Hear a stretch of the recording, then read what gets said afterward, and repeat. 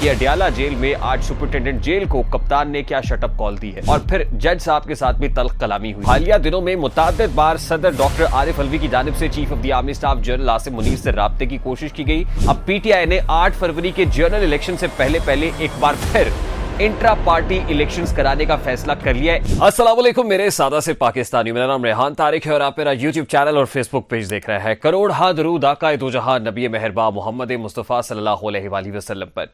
इस दुआ और इस उम्मीद के साथ इस व्लॉग का आगाज करते हैं कि अल्लाह रब्बुल इज्जत इस मुल्क के फैसला साजों के दिलों में सादा से पाकिस्तानियों के लिए नरमी पैदा कर दे। मेरे सादा से पाकिस्तानियों, हालिया दिनों में मुताद्दिद बार सदर डॉक्टर आरिफ अलवी की जानिब से chief of the army staff general Asim Munir से राब्ते की कोशिश की गई, ताहम कोई मस्बत जवाब सामने नहीं आया। हाल ही में रिसेंटली प्रेसिडेंट आरिफ अलवी की तरफ से एक बार फिर सदर मुमलिकत की तरफ से जनरल आसिम मुनीर को एक इंपॉर्टेंट पैगाम भेजा गया है और उस पैगाम में क्या कहा गया है और अब रिस्पॉन्स क्या आ रहा है, यह सारा मामला आज इस व्लॉग में आपके सामने रखेंगे। लेकिन इंपॉर्टेंट चीज, जो सबसे अहम खबर है, आज की ब्रेकिंग न्यूज है, वो ये है कि पाकिस्तान तहरीक-ए-इंसाफ ने 8 फरवरी से पहले इंतखाबात कराने का फैसला कर लिया है।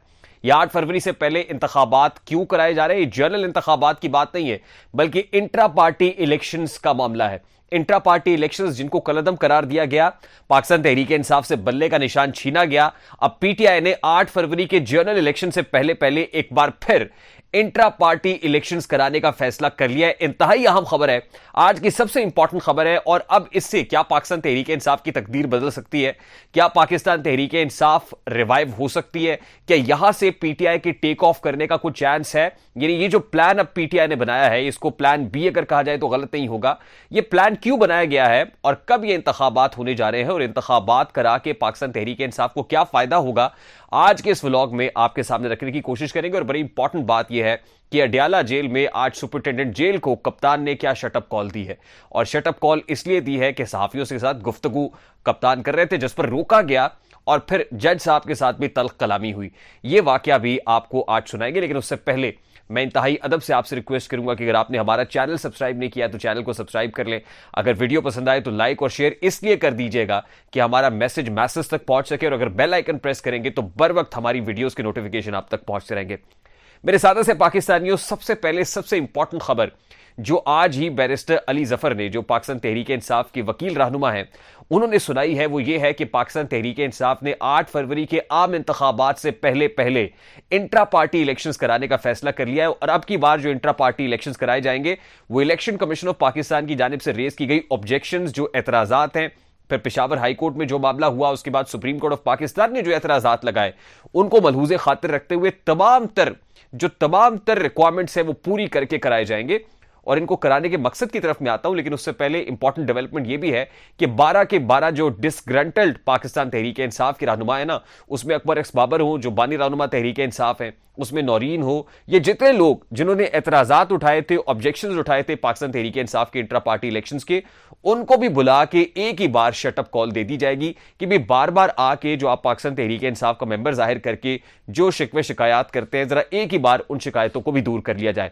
तो अब पाकिस्तान तहरीक-ए-इंसाफ ने 8 फरवरी के जनरल इलेक्शन से पहले इंट्रा पार्टी इलेक्शंस करा के पाक पीटीआई का chairman, vice chairman, general secretary, president कौन होगा, इन सब बातों का तयन एक ही इस इजलास के अंदर कर लिया जाएगा।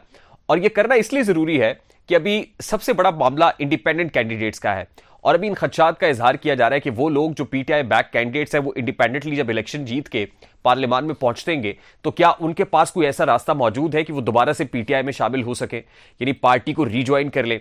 देखिए, सबसे पहली इंपॉर्टेंट चीज तो यह है कि अभी पाकिस्तान तहरीक-ए-इंसाफ से बल्ले का निशान लिया गया है, लेकिन पाकिस्तान तहरीक-ए-इंसाफ बतौर political party election commission of Pakistan में रजिस्टर्ड पॉलिटिकल पार्टीज की फहरिस्त में मौजूद है, यानी पार्टी खत्म नहीं हुई है। वो लोग जो जीतने के बाद पार्लियामान में पहुंचेंगे वो किसी भी पॉलिटिकल पार्टी को ज्वाइन कर सकते हैं, उन पे कदगन कोई नहीं है कि इस पार्टी में नहीं जा सकना, इस पार्टी में जा सकती है। क्यों है? ये बड़ा बारीक नुक्ता है, ये कानूनी नुक्ता है, इसको समझने की जरूरत है। लेकिन इंपॉर्टेंट चीज ये है कि वो रीज्वाइन भी पार्टी को कर सकते हैं। इस हवाले से जो आर्टिकल 224 है, हमारी गुफ्तगू हुई साबिक secretary election commission of Pakistan Kunwar Dilshad साहब से। वो ये कहते हैं कि article 224 is silent on this, कि क्या पाकिस्तान तहरीक-ए-इंसाफ बैक कैंडिडेट जो इंडिपेंडेंट हैसियत में इलेक्शन लड़ रहे हैं वो जीत कर पार्लियामान में पहुंच के क्या पीटीआई को रीज्वाइन कर सकते हैं या नहीं कर सकते। इस हवाले से आइन खामोश है, आइन रहनुमाई नहीं करता। ताहम वो जीतने के बाद किसी और पॉलिटिकल पार्टी को ज्वाइन कर ले, यह भी हो सकता है। अब इस सारे मामले का बंदोबस्त कर लिया गया है, बंद बांध लिया गया है पीटीआई की तरफ से। देखिए, आर्टिकल 63 की तशरीह हुई थी जो फ्लोर क्रॉसिंग से मुताल्लिक था कि एक पर्टिकुलर पॉलिटिकल पार्टी के लोग किसी दूसरी पार्टी में शामिल नहीं हो सकते। अगर वो ऐसा करेंगे तो फ्लोर क्रॉसिंग होगी। फ्लोर क्रॉसिंग से यह होगा कि उनकी जो पार्टी रुकनीयत है वो खत्म हो जाएगी, उनकी खासतौर पर जो असेंबली रुकनीयत है वो भी खत्म कर दी जाएगी और उनका वोट भी काउंट नहीं होगा अगर वोट ऑफ नो कॉन्फिडेंस का मामला आता है। तो फ्लोर क्रॉसिंग के चांसेस को आर्टिकल 63A की तशरीह करके बहुत हद तक मादूम कर दिया गया है। इसीलिए पाकिस्तान तहरीक इंसाफ पेशबंदी करते हुए ये इंतखाबात इसलिए करा रही है कि फ्लोर क्रॉसिंग तो उस वक्त होती है जब पार्लिमानी लीडर की कोई एडवाइजरी आ जाती है।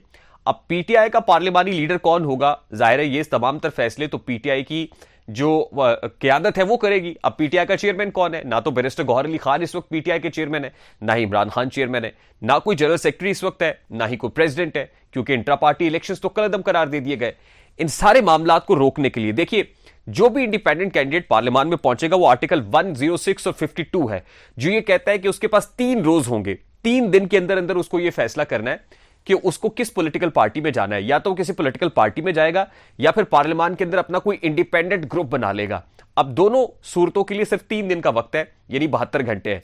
तो इसके लिए पाकिस्तान तहरीक इंसाफ ने सोचा है कि टाइम जाया किए बगैर आम इंतखाबात से पहले पहले ये इंट्रा पार्टी इलेक्शंस कराएं, ताकि हमारे पास चेयरमैन भी हो, हमारे पास वाइस चेयरमैन भी हो, सेक्रेटरी जनरल भी हो, जो प्रेसिडेंट है, पार्टी सदर है, वो भी नॉमिनेट हो जाए, यानी फंक्शनल बॉडी का तयन कर दिया जाए। और फिर वो बॉडी पाकिस्तान तहरीक इंसाफ अगर जीत के जाती है तो पार्लिमानी लीडर का इंतखाब करे। पार्लिमानी लीडर की जो एडवाइजरी है वो बहुत ज्यादा इंपॉर्टेंट हो जाती है फ्लोर क्रॉसिंग को लेकर। तो कल को क्योंकि अभी गैर यकीनियत भी है, हॉर्स ट्रेडिंग का दरवाजा भी खुल रहा है, इंडिपेंडेंट कैंडिडेट्स को लोग अप्रोच करने की कोशिश भी करेंगे, बोलियां भी लगेंगी। पाकिस्तान पीपल्स पार्टी भी तैयार है, इस्तेहकाम पाकिस्तान पार्टी भी तैयार है, हर पार्टी पूरा जोर लगाएगी कि इंडिपेंडेंट कैंडिडेट्स को अपनी पार्टी के अंदर शामिल कर ले। तो इसको रोकने के लिए अब इंट्रा पार्टी इलेक्शंस की सूरत में पीटीआई के पास फंक्शनल बॉडी होना बहुत ज्यादा जरूरी है। और यही वजह है कि अब भी जो पीटीआई के इंडिपेंडेंट कैंडिडेट्स हैं वो कुरान पाक पे हल्फ दे रहे हैं और अपने वोटर सपोर्टर को यकीन दिला रहे हैं कि वो जीतने के बाद किसी और पॉलिटिकल पार्टी का हिस्सा नहीं बनेंगे। तो इस वक्त सबसे बड़ा चैलेंज पीटीआई के पास ये है। यही वजह है कि इस वक्त जो एस्टैब्लिशमेंट है वो भी ये महसूस कर रही है कि वो इंडिपेंडेंट हैसियत में जीतने वालों के ऊपर तकिया करेंगे, यानी जो भी कॉम्पोजिशन बनेगी उस पर इन इंडिपेंडेंट्स की जो है वो बहुत बड़ा उनकी से होगी, उनकी बहुत बड़ी वेटेज होगी। प्रेसिडेंट आरिफ अलवी की तरफ से chief of the army staff general Asim Munir से राब्ते की कोशिश की गई और राब्ते की कोशिश सिर्फ इसलिए की गई और इमरान खान को एतमाद में लेकर की गई क्योंकि इमरान खान साहब ने अपने एतमाद का इजहार सदर आरिफ अलवी साहब पे कर दिया है। हालिया दिनों में जेल में गुफ्तगू करते हुए सहाफियों से उन्होंने जो गुफ्तगू की थी उसमें प्रेसिडेंट आरिफ अलवी से मुताल्लिक कहा था कि जी मैं उन पर मुझे पूरा एतमाद है। यही वजह है और एतमाद का इजहार भी इस वक्त किया जा रहा है कि उनको पता है कि आरिफ अलवी साहब जो गुफ्तगू कर रहे हैं इस वक्त मुक्तदरा से उनको रियलाइज कराने की कोशिश कर रहे हैं कि भी जो इलेक्शंस के नताइज होंगे, इलेक्शंस के बाद गैर यकीनियत बढ़ेगी, इसलिए पाकिस्तान तहरीक इंसाफ को एलियनेट ना किया जाए, बिल्कुल माइनस ना किया जाए, आइसोलेट ना किया जाए। और शायद यही वजह है कि बर्फ काफी हद तक पिघलती हुई भी महसूस हो रही है। इमरान खान के गिर्द जो केसेस है उनका शिकंजा भी कमजोर पड़ता चला जा रहा है और दूसरी तरफ दीगर जो जमातें हैं जैसे पाकिस्तान मुस्लिम लीग नून है, ये पीपल्स पार्टी या दीगर पॉलिटिकल पार्टीज हैं, वो भी खासी खाइफ होती जा रही हैं। तो ये वही वजह है, ये जो कहते हैं ना कि गिरती हुई दीवारों को एक धक्का और दो, ये एक लास्ट चांस है जिसको कैपिटलाइज प्रेसिडेंट आरिफ अलवी करने की कोशिश कर रहे हैं। और वो chief of the army staff general Asim Munir को कुछ चीजों की यकीन दहानियां कराने की कोशिश भी कर रहे हैं कि अगर उनके लोगों को जीतकर पार्लियामान में आने का मौका दिया जाए और पीटीआई बतौर पॉलिटिकल पार्टी बरकरार रहे, लोग उसके अंदर शामिल हो जाएं, तो आने वाले दिनों में हम आपको मायूस नहीं करेंगे। कुछ ऐसी बात जरूर, लेकिन यह नहीं कहा जा रहा कि इमरान खान रिलीज कर दिया जाए या को अनड्यू फेवर दे दी जाए, ना इमरान खान इस वक्त इस हक में दिखाई दे रहा है। लेकिन आने वाले मंजर की पेशबंदी के लिए पाकिस्तान तहरीक इंसाफ भरपूर अंदाज में तैयार दिखाई दे रही है। और अब तक की सबसे इंपॉर्टेंट खबर भी मेरी नजर में यही है कि पीटीआई ने अब बर वक्त फैसला किया है, बजाय इसके कि क्योंकि जाहिर है बहुत सारी ठोकरें खाने के बाद इंसान को रियलाइज हो जाता है, पता चल जाता है कि आने वाले दिनों में फिर इस मुश्किल का फैसला सामना करना पड़ेगा और फिर election commission of Pakistan Mukhtar कुल हो जाएगा, क्योंकि फिर मुकद्दर का फैसला इलेक्शन कमीशन ऑफ पाकिस्तान में होगा और ईसीपी फिर अगर ऑब्जेक्शंस रेज करेगा तो बहुत सारी चीजें अभी करने की हैं, बाद में करने का फायदा कोई नहीं होगा। अब ये प्लान बी किस हद तक सूदमंद साबित होता है, जाहिर है इस पर लीगल ओपिनियन चाहिए होगा, लीगल एक्सपर्ट्स बताएंगे। लेकिन अभी तक जो आइन के आर्टिकल्स हैं वो हमने आपके सामने रख दिए हैं और उसमें जो आर्टिकल 224 है बड़ा इंपॉर्टेंट है, लेकिन उसकी भी तशरीह की जरूरत है, वो तशरीह तलब है क्योंकि वो साइलेंट है, इसके ऊपर कभी ऐसा मामला हुआ नहीं है।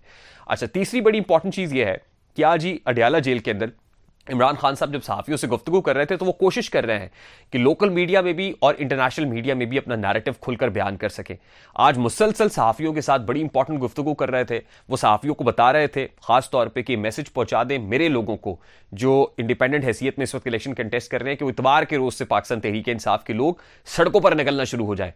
यानी अभी तक तो आपने वर्चुअल जलसे देखे हैं, इंटरनेट के ऊपर पाकिस्तान तहरीक इंसाफ मेले लगा रही है, लेकिन इमरान खान ने आज ही यह पैगाम सहाफियों के थ्रू दे दिया है कि मेरे लोग पाकिस्तान तहरीक इंसाफ के लोग इतवार के रोज से सड़कों पर निकलना शुरू हो जाएं। संडे के रोज से अब इमरान खान ने बाकायदा कॉल दे दी है कि लोग सड़कों पर आ जाएं। यही गुफ्तगू चल रही थी कि जो अडयाला जेल के जेल सुपरिटेंडेंट हैं उन्होंने इमरान खान को रोकने की कोशिश की। जब रोकने की कोशिश की तो इमरान खान ने जवाब दिया कि भाई ये कोई ऐसा ट्रायल नहीं है कि मैं सहाफियों से गुफ्तगू नहीं कर सकता, ये जेल में हो रहा है लेकिन ओपन ट्रायल है, इसमें मैं गुफ्तगू कर सकता हूं, तो ये मेरा राय है, ये हक है, फंडामेंटल राइट है मेरा, ये मेरा राइट है कि मैं इनसे गुफ्तगू कर सकूं। लेकिन उसके बाद भी जब जेल सुपरिटेंडेंट टला नहीं तो शटअप कॉल दी इमरान खान ने और फिर जज साहब के साथ भी इस मामले के ऊपर तल्ख कलामी हुई, अच्छी खासी तल्ख कलामी हुई और उसके बाद ये न्यूज बन गई। यानी इमरान खान साहब जो है वो हर सूरत इलेक्शंस 8 फरवरी का उसको बायकॉट करने के लिए तैयार नहीं है, जैसा कि एक प्रेशर आ रहा था और कोशिश की जा रही थी कि दबाव डाल के 8 फरवरी के इलेक्शन से पाकिस्तान तहरीक इंसाफ को बायकॉट कराया जाए।